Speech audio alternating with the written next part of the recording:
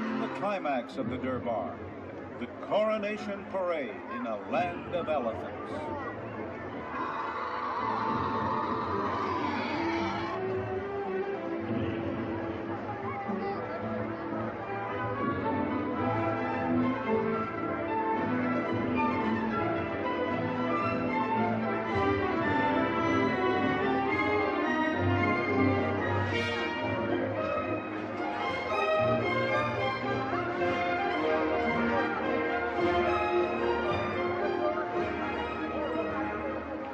King mounts and dismounts a white horse.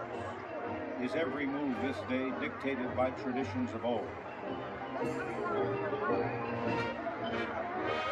Platters of flowers for a scattering of petals before the king.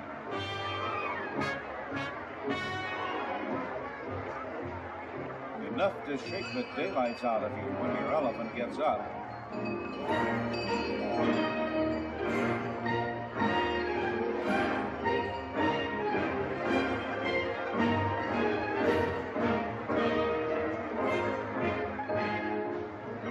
Children ride in a carriage, including the Crown Prince.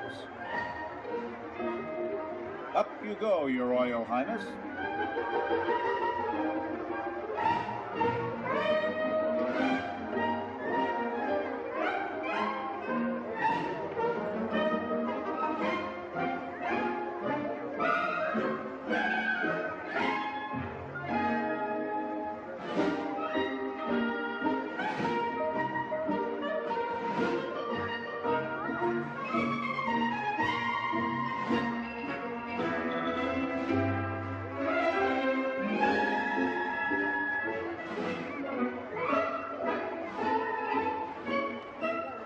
Note the rare white plume of that greater bird of paradise, adorning a crown encrusted with hundreds of pearls, diamonds, and emeralds. The golden umbrella, sign of royalty in Southern Asia.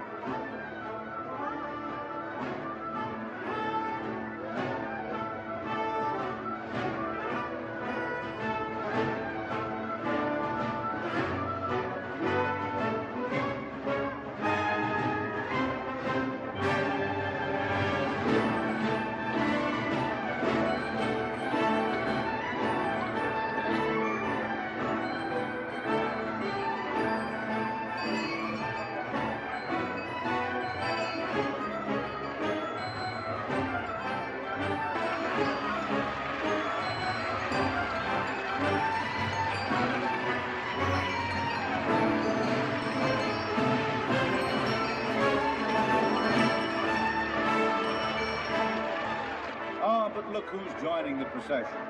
Daughters of American officials are invited to take part in the parade. The Sarge talking them into taking him and the Major along, too.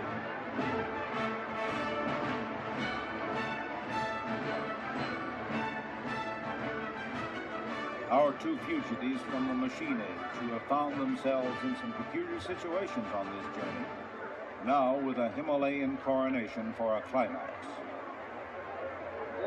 Whoa, hold still.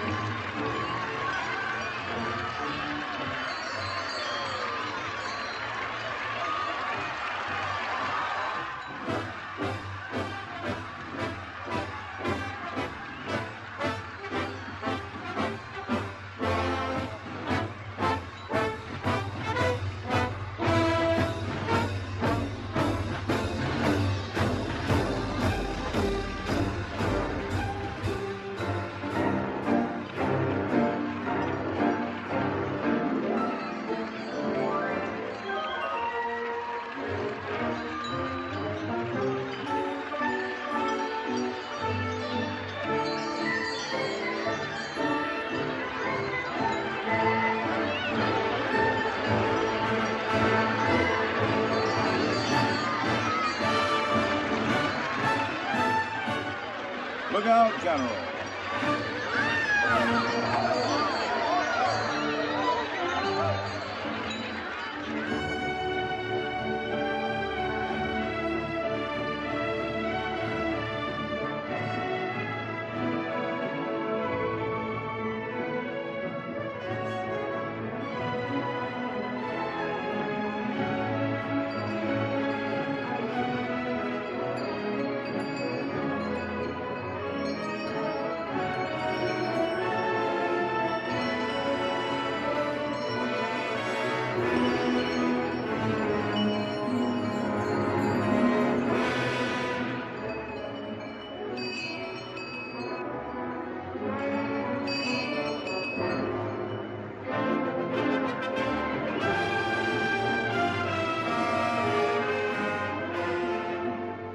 So ends a royal durbar, such as man in this fast-changing, mechanized world may never see again.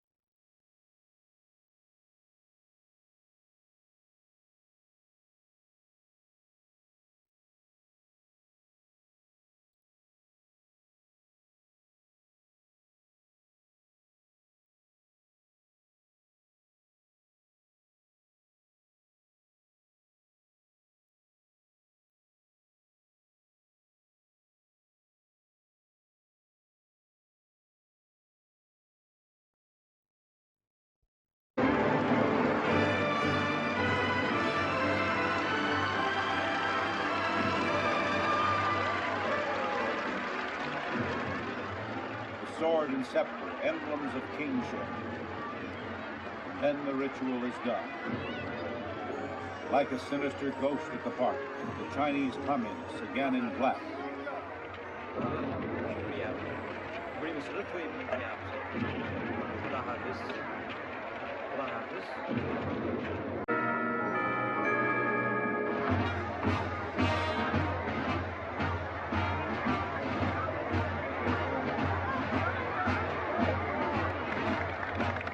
The Indian delegation, headed by the Vice President of India, Dr. Sarvepalli Radhakrishnan, philosopher, statesman, and diplomat, which reflects Indian interest in this highly strategic realm of Nepal. In a counter-move of power politics, the Chinese Reds have sent an imposing delegation, headed by no less than the Vice Premier of China, Ulan Fu.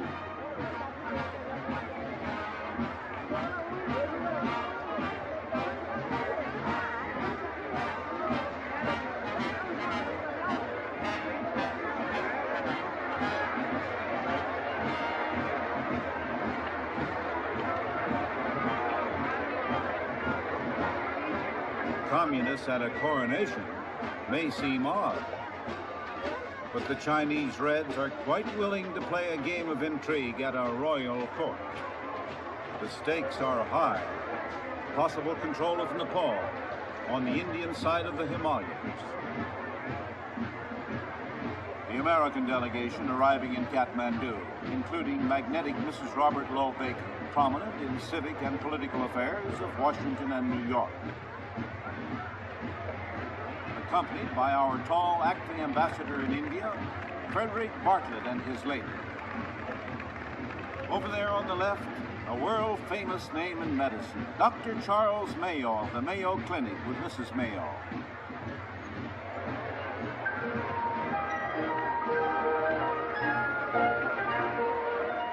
Oh yes, there is one other member of the American delegation.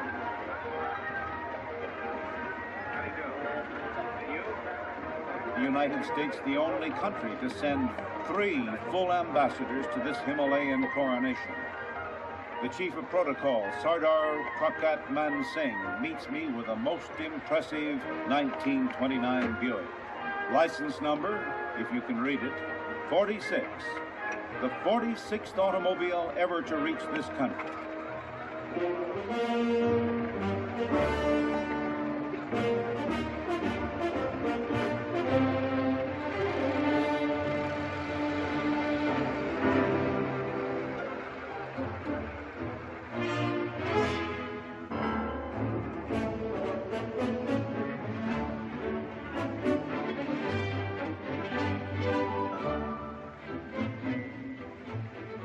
The forests of Nepal are famous for their herds of wild elephant, many of whom are captured and tamed.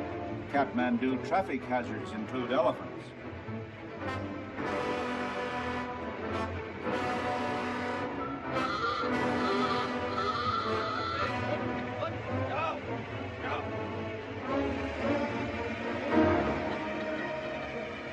We are about to drive over an American steel bridge, every part of which was carried over the mountains by men.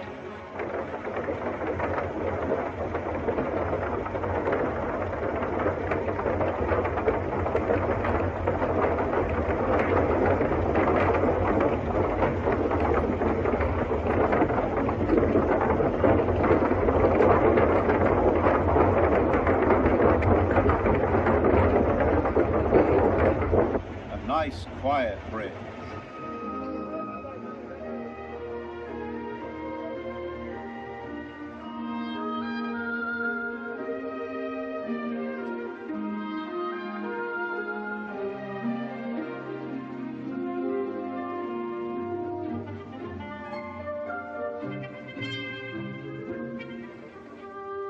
Frantic last-minute decorations are going up everywhere. The legend is that the tree of paradise, taking the form of a man, strolled into this valley, liked it, and promised to send some sacred wood for a shrine, which he did. Kat, meaning wood, Mandu, structure.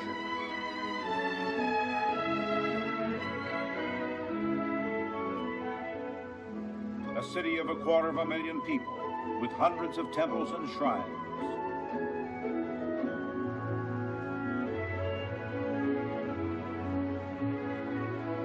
After saying a prayer, this Buddhist monk places a flower on his head. Many Nepalese still adhere to the aboriginal spirit and demon worship of Bumpoism, others to Hinduism, and many are Buddhists. This image of Kali, the destroyer, tells us that it is a land of exotic religions.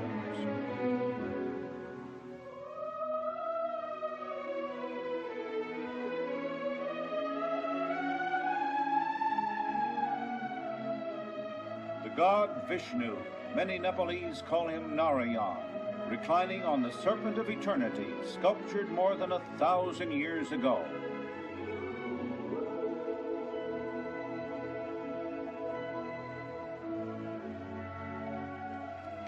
The burning ghats, where the dead are cremated just as in India along the Ganges.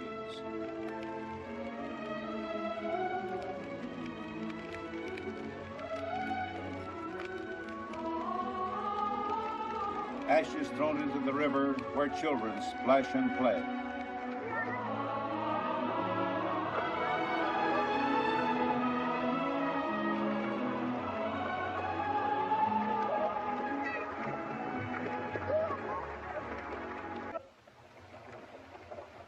Meanwhile, from one of the palaces to which visiting ambassadors are assigned, we ride in state to present our credentials to King Mahendra in silk topper and striped pants.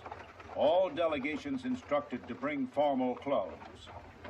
At the palace to present my credentials, accompanied by Chuda Prasad Sharma, the Nepalese foreign minister, and by Paul Rose, head of the American Technical Aid Mission to Nepal, who borrowed his topper from the British ambassador.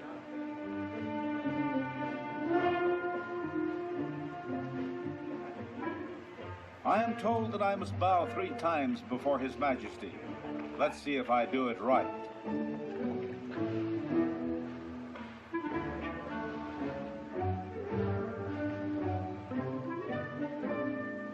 Your Majesty, I've come halfway around the world to present the congratulations of my country.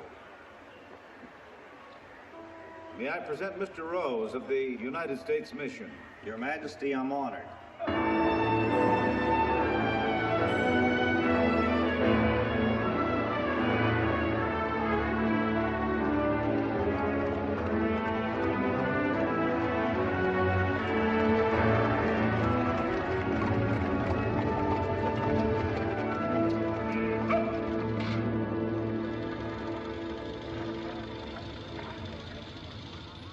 King Mahendra Bir Bikram Shah Deva is kept busy with ceremonies and conferences. For long generations, Nepal was ruled by those hereditary prime ministers of the Rana family. But in 1951, Mahendra's father, King Tribhuvana, grew tired of being a puppet, escaped from the palace, flew to India, and then came rebellion in Nepal. And the rule of the hereditary Rana prime ministers collapsed, and the king returned a real sovereign. But only for a short time, and upon his death, his son seized the throne.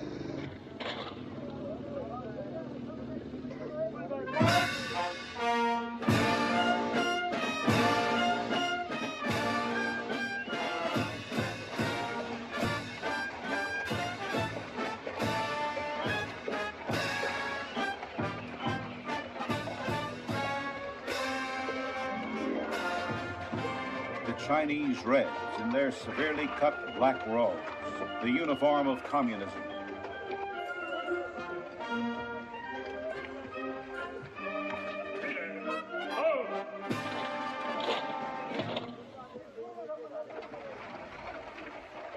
The Red Ambassador arriving for an audience with the king, escorted by the Nepalese Foreign Minister, Chuda Prasad Sharma.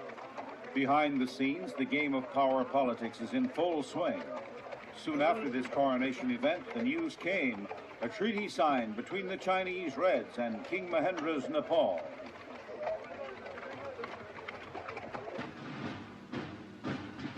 The British delegation, in the blue mantle of a Knight of the Garter, Lord Scarborough, Chamberlain to the Queen.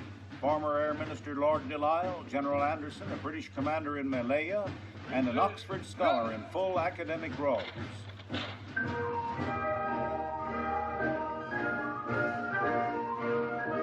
Gurkha troops from the British Army fighting the Reds in Malaya. The Gurkhas originally were Rajput warriors in India. Centuries ago, they fled from the Muslim invaders, conquered Nepal, and later the British recruited them for the Gurkha regiments of the Kipling tradition.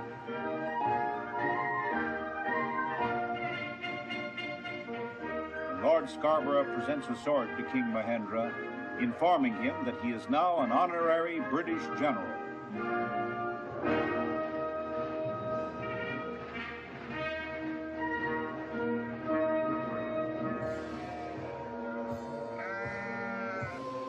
The eyes of Buddha overlooking Kathmandu. Tradition says he was born in Nepal, the teacher of nirvana and the law. The eyes of Buddha penetrating, inscrutable. Eyes of mystery that see all you do in Kathmandu.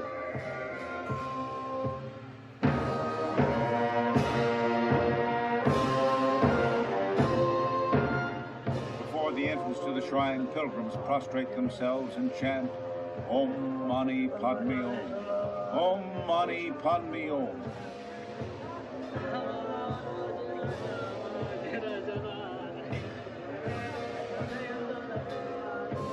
While the prayer wheels spin, each turn 1,000 prayers. Well, what pilgrims are these? Say, you fellows, you're going the wrong way. Your prayers won't be heard at all unless you turn and go the other way.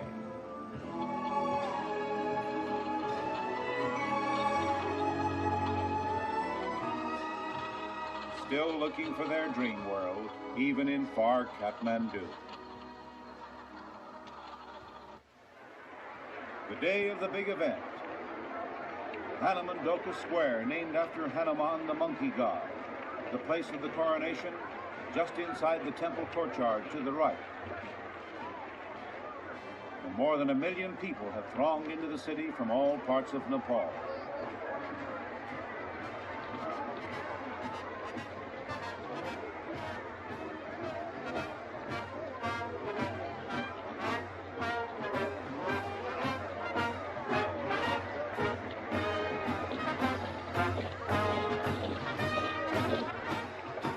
Marco Polo tradition of the gorgeous East, now becoming a thing of the past. China, communist and grim. India, a parliamentary democracy.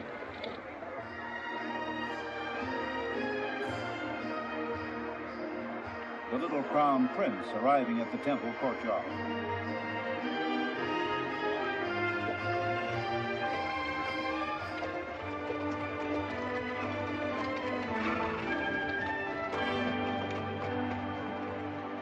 King, regarded as a divinity, a reincarnation of the god Vishnu.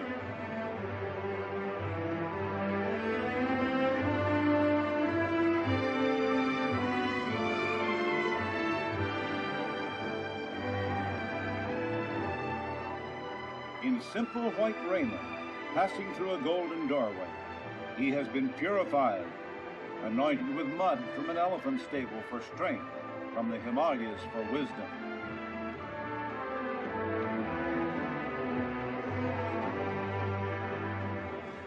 He has only one wife, although he could have many, but he prefers monogamy. One queen, her name, Ratnarama Permission. So now their Himalayan majesties take their places with powerful Cinerama lights illuminating the throne of the 9 golden serpents.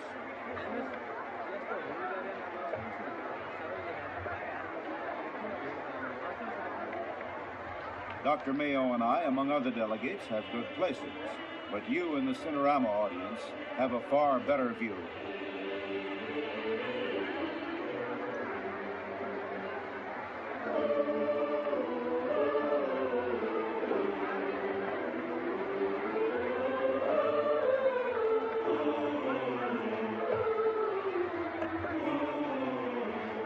The astrologers consulting the stars have calculated the exact minute, 10:43 a.m.